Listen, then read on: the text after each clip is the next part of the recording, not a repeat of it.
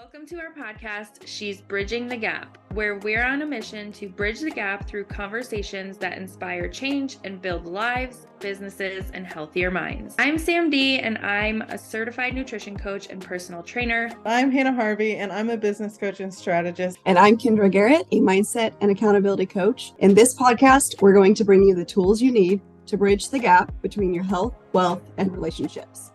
Hello, and welcome back to another episode of She's Bridging the Gap.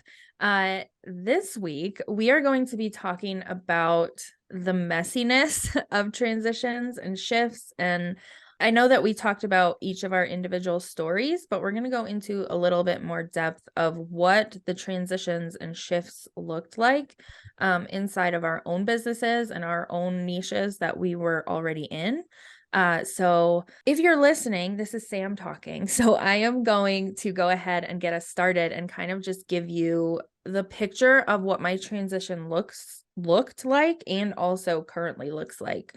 Because I don't personally believe that we're ever not in a transition. I think that we're always working toward the next thing. So like I said in my episode of my story, I did start as an Instagram manager back in 2019, and then I switched over to YouTube strategy and management in early 2020. And then in 2022, I decided to make the shift into a certified health coach and personal trainer, which I am now. And I also have recently had the realization that I don't want to lose the YouTube strategy and management part of my business. So while I made the transition to the health coaching part of the world, I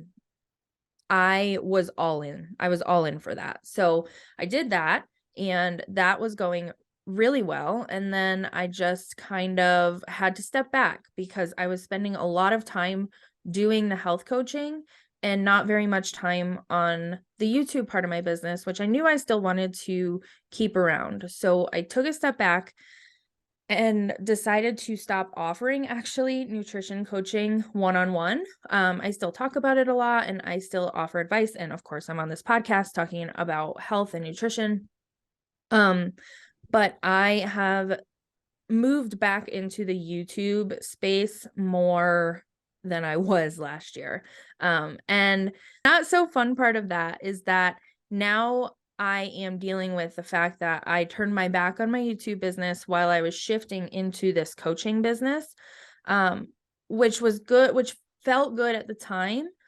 But now I sort of have to rebuild everything that I had already built because I wasn't talking about my YouTube business and talking about the services I offer and all of those things. And now I'm having to sort of balance it all, find harmony in all of that, and figure out how to navigate through both sides of both sides of my business and figure out where I can serve people at the best capacity. So that's where my shift is now. And to be honest, it also feels kind of lonely because not many people understand it. So it's nice to come together on this podcast because you both understand this. And if you're listening to this, you may understand this. If you're in your earlier parts of your business, maybe take this as a little bit of caution tape. If you're going to look to shift at some point, really think things through and make sure that you can handle all of it and whatever you're doing is what you really want to do. So yeah, I can agree, which we were all talking before we recorded of saying we all still have a piece of what we did prior to making the transition into coaching. And I think it is finding that, and like you said, like realizing the time and energy and all of those things that it's going to take to transition. So I still have my ads marketing clients that I love to work with. I'm not promoting that to get more clients in that aspect any longer because I've moved more into coaching, but I haven't let that go because I love the team that I work with. And that is still something that I want to do and be a part of. But it's also finding that balance. And also, I mean, they are fully aware of what I'm doing and also fully support that I'm moving into this coaching business and what I'm passionate about. So it's not just balancing the business side of things, because we're all moms here, female entrepreneurs. Also, we have a home to take care of, and family to take care of, and ourselves to take care of as well. So it's also finding that harmony within all aspects of life. I agree with you in the take, like, I didn't factor in taking care of myself, and now I'm reaping those what is the word I'm looking for? Consequences? Yeah, that's one of the consequences. I can't think straight. So now I'm reaping those consequences of having to, like, really take a real big step back and be like, let's take some breaths and iron things out. And then we can get back to really digging our heels into the business. And if you don't see that to begin with, I think it is so easy to become burnt out and just feel totally overwhelmed and just, nope, I'm going to do something different. Like, and just, I think that's oftentimes where shiny object syndrome comes in of, I got burnt out on this, that didn't work, I'm switching over here. When in reality, you might need to stick with something, but might just need to have a schedule that is more in harmony with each other to really give it a fair shot. Right. Exactly. Yeah, absolutely. I feel like there's, I don't know, for me, whenever I was getting ready to shift my business, it was because something felt out of balance. Like something felt like it needed to give, or I just wasn't going to be okay. Right. So, I guess, and especially like, because we talked about this a little bit, on our episode with Lauren last week, and how like when you're crossing a bridge, you're going through some things, every step you're having to like reconfigure your balance, and you get to the middle of the bridge and you might decide that it's best for you to go back or best for you to move forward. And I've experienced this recently in my business where I was going all gung-ho into coaching, and I love coaching 100%. But I was going so hard at it that I was knocking myself out of balance. And so I've had to like take a step back, reprioritize, rebalance the things that are most important to me in my life so that I don't reach that point of burnout. And I think it's really important whenever like we're figuring out like what balance means to us is that we actually, you can hear my kiddo in the background, we actually look at what is important to us, not like this fictitious meaning of balance that we think the other people on the internet have, that we think our mentors are going through, right? Like as transparent as someone can be, there's still that element of they don't share everything about them. So they're still going through hard times on the background of things. And so you just have to, and I had to figure out what was most important to me and how do I redesign my life and business to be able to give that to me, if that makes any sense. Yeah. Yeah, absolutely. I like a visualization where what is it, like the circus or something, where they have all the plates that are spinning and they're having to balance them all, and one starts slowing down, so you have to spin this one over here, like just to keep that balance. And one plate over here, whether that's your health might need a little bit more attention during a season, but then something over here maybe starts slowing down and your health is spinning consistently now, so now it's time to maybe focus a little bit more on something within your business, of consistency on social media or something like that, just to be able to balance all of those things. Or maybe a kid needs attention and they're homesick from school. Okay, well now it's time to put a little bit more time and attention towards that. And it's constantly like, I don't necessarily like the phrase balancing act, but it's kind of like that. It's what is, you have your plates of your values and what's most important to you and what needs to stay spinning to stay in like a healthy mode, whether that's physically, mentally, whatever it might be, to continue on with juggling all of the things. That makes so much sense though, because you mentioned the two things that stuck out to me right now in the phase that I'm in are health and values. I think that when I first started my business, I wasn't clear on my values. I thought I was, but I wasn't. And now I'm trying to, like we were talking about before we started recording, build these boundaries that I never put into place 3 years after I started my business. So it's been really hard. Even with my relationship with my husband, there are boundaries that were never put into place. And we've been together for over 15 years now. And I'm like, well, maybe I was a little young. So that's the excuse there. But I didn't know. And now I'm learning those lessons the hard way and putting those boundaries and making sure my values stay clear. And then to touch on the health plate, it's funny because I am now a nutrition coach and I'm a personal trainer. And I was focusing so hard on both parts of my business that my health went kaputs. It went back down the drain. And now I'm having to be my own nutrition coach and personal trainer again. And I'm feeling like I'm working backwards. I know I'm not because I'm learning so much during the process, but it feels like that's just the way business goes. There's so many peaks and valleys, and there's times where you have to focus on your health and focus on your boundaries and your values. And it's just so many different pieces that you have to, like you said, balance all the plates. Yeah. Sometimes we don't realize that we need a boundary in place until it's already being encroached upon. Like this is, I think, very common because you can hear what other people put into place with their boundaries. Like, okay, that's a good one. I will put that one into place.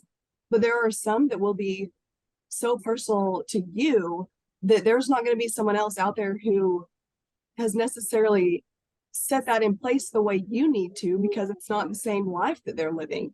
So sometimes it is just reevaluating, making sure you are doing kind of like self check-ins every now and then to make sure that what you are valuing has boundaries put around it. And this is actually in my program that I have now, literally what we talk about first is what we value most and why. I think that's a big reason too, is why are those important to you? Not because someone else said it, or this is your coach's goals or your friend's goals.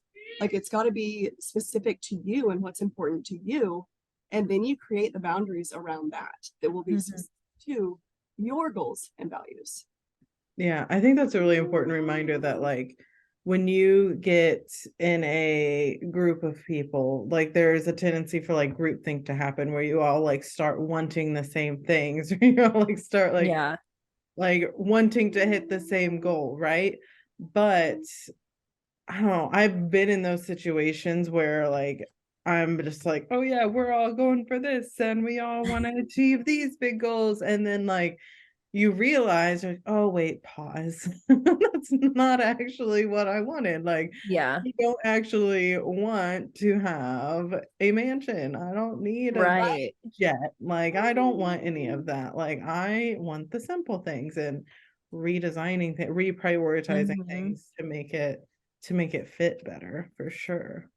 And I've Yeah. heard so many people, and if this is any of our listeners, because I've worked with a lot of people that are like, I'm like, what are your big dreamy goals? Which I know, like, I mean, we've all talked about that, but I hear so often, because maybe they don't want 10K months or 6, 7, 8 figure businesses or the mansion. They say their big dreamy goal is, oh, I just want a family vacation this year, each year. I'm like, okay, don't say it, like remove just from your vocabulary there. You want a family vacation every year. That is your big dreamy goal. Just because it's not the big ones that you see other people making doesn't mean that it's not big to you. That is their big dreamy goal. And the family vacation once a year is your big dreamy goal. Or, a weekend getaway with your spouse, whatever that is. I think I heard this a long time ago, maybe even in college, that women so often use, oh, I just want this or just do that. And it what's the word I'm looking for? Devalues. Yeah, it devalues what you're shooting for. And that shifts your mindset to think that, oh, it's not really that big of a deal. If I don't hit it, whatever, like it's not the big dreamy goal that I should be going for anyway. No, like place value on that. If that's what you want, that's your big dreamy goal. I was at a conference once, and it was a female speaker. She was super, super, super, super successful. And she was talking about like owning how awesome we are as women entrepreneurs, and how we have this tendency to, like, if someone comes up to you and like compliments something that you're wearing, or like compliments like something about you, like your first thing is to say, oh, I got it on clearance. Oh yeah, I got a really good deal on it. Or, oh, I've had this for forever, and like trying to devalue it so that we're not like standing out or like owning how awesome we are. And what you just said really reminded me of that. Yeah, that's so true. 'Cause Yeah, it's for hard sure. for women, I think, more Yeah, than men for to sure. take compliments. Like, yes, thank you. Yeah, I appreciate that. I know. It's so hard to just say thank you. It Like, we is. always have to add that caveat of, oh yeah, it was only $7 or whatever. Yeah. Whether it was Right. $7 or $7,000, it's still just as cute. They're complimenting your shirt or whatever, not because of the value of it, but because they think it looks good on you. Right. Exactly. Absolutely. So bottom line, all of us have experienced that transition period, are still pretty much in the middle of the bridge in that transition period. So we're here to say and encourage our listeners that you are not alone on this journey. That is what we want to make sure we are letting you know and become aware that there are other people walking a similar journey alongside you. And it is okay to just take one step at a time and reconfigure that balancing act, however each step needs to look for you. But you are not alone. I think all of us can say, if you need something, by all means reach out to us. We do not want you to feel lost or alone. We are here for you. Yeah, definitely. I just, yeah, I felt called, like, even before we decided on this episode topic, I felt called to kind of talk about it because I know how alone I feel. And even though I know I'm not alone. So yeah, just getting that message across. You're definitely not alone in this. Yeah, and I think it's also like you're not alone, and it's okay to stand out from the crowd. Like, Mhm. if what you want is different than the people that are around you, that's okay. Go Yeah. find the people that are striving for the same things you are, and you're going to feel less alone on your journey. Mhm. You can find our podcast, She's Bridging the Gap, on Apple, Spotify, or wherever you listen to your podcasts, and on YouTube if you want to watch the live video chat. You can subscribe to our channel now so you don't miss a single episode. And we're so excited to start helping you build your bridge.